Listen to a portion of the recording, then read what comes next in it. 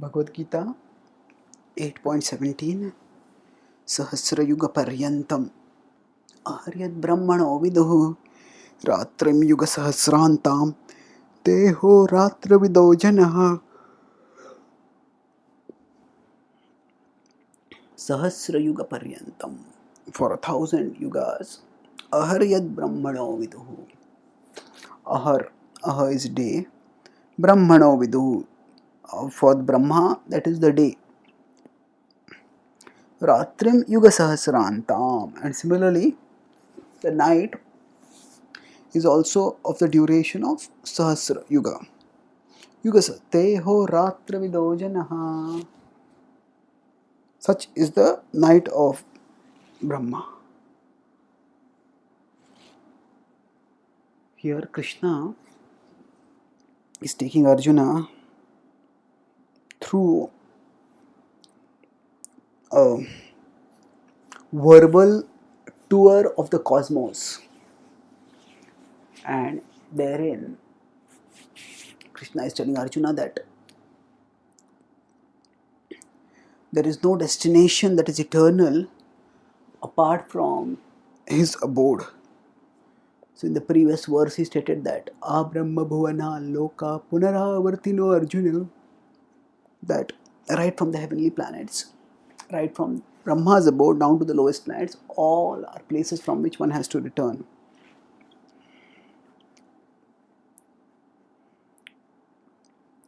And the question may come up, oh, but isn't it that the residents of the higher lokas are considered everlasting, they are considered immortal?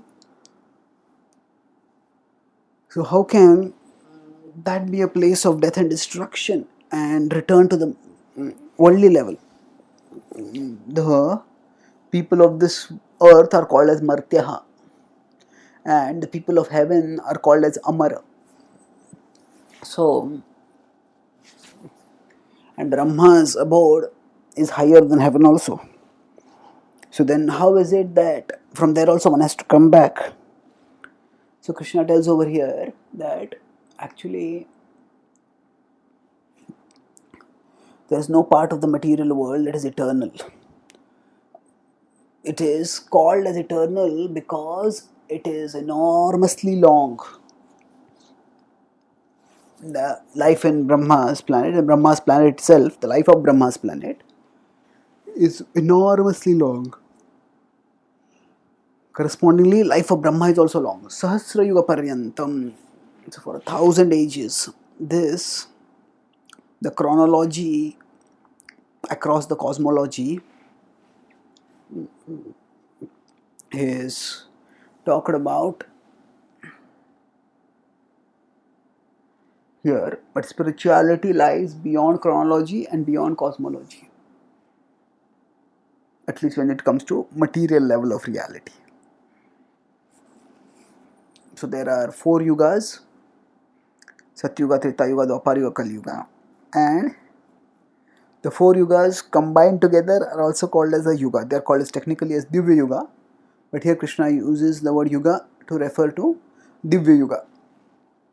And like that, 1,000 yugas comprise a day of Brahma,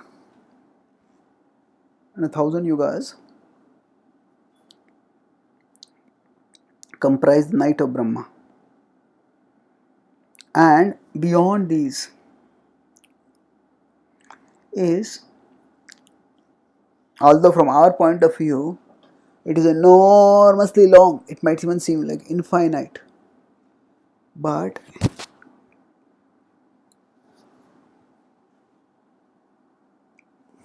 it is not infinite.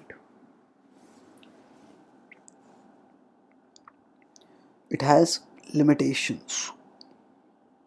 And the word Amara, which is used in the Upanishads, in the Vedas primarily, its import is explained in the Upanishads as implying great length, not infinite length, enormous length, not infinite length. And in that sense, even in the heavens, one does not gain an eternal result. In the heavens we may live for very long, but we don't live eternally there. It is only in the spiritual world that eternal life is possible.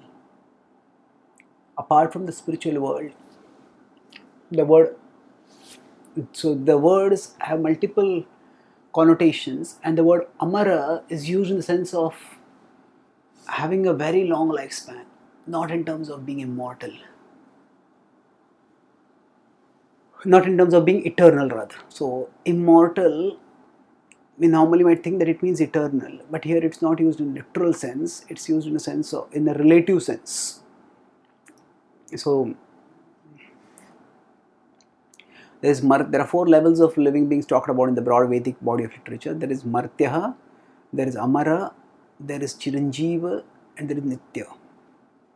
So Martyaha are we earthly beings. We have a finite lifespans. In Kali Yuga, they are around 100. They are around 100 years or lesser. Then beyond that, there is Amara, which refers to residents of the heavenly planets. They usually live for about one manvantara. Devtas they rule for about one manvantara, and that is their life. That is their lifespan. And Chiranjeevas, they live for a much longer time. Usually, it is for one day of Brahma, or sometimes they may live on even for a lifetime of Brahma. Actually, lifetime of Brahma is very very rare.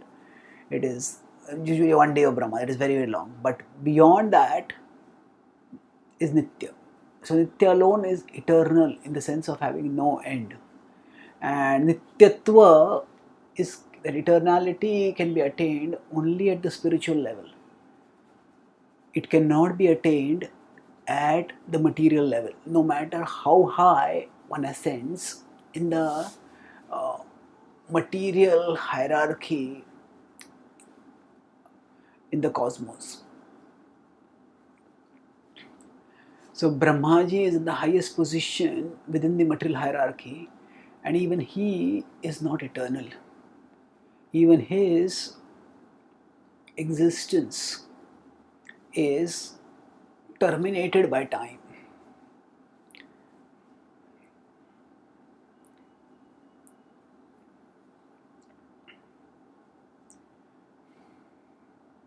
So the immortal is a relative usage to contrast with us mortals.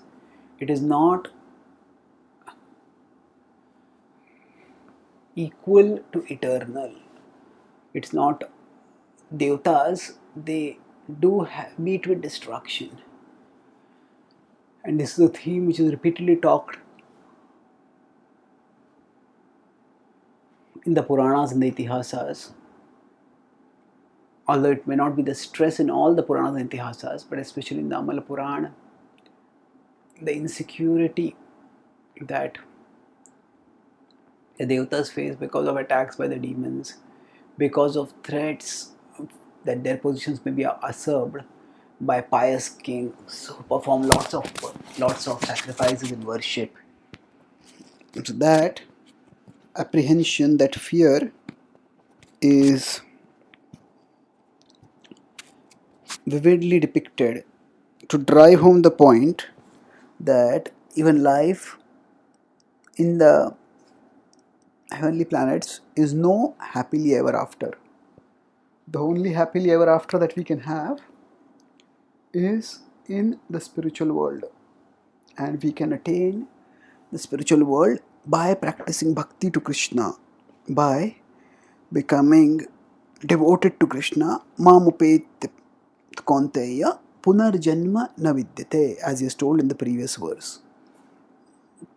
So the radically different nature of the spiritual world will be talked about by Krishna after this 3-verse section about Brahma's abode, which begins from here, text 17, and goes on till 19. And 20 to 22 will talk about the eternal spiritual world. We'll come to that in due course. Thank you.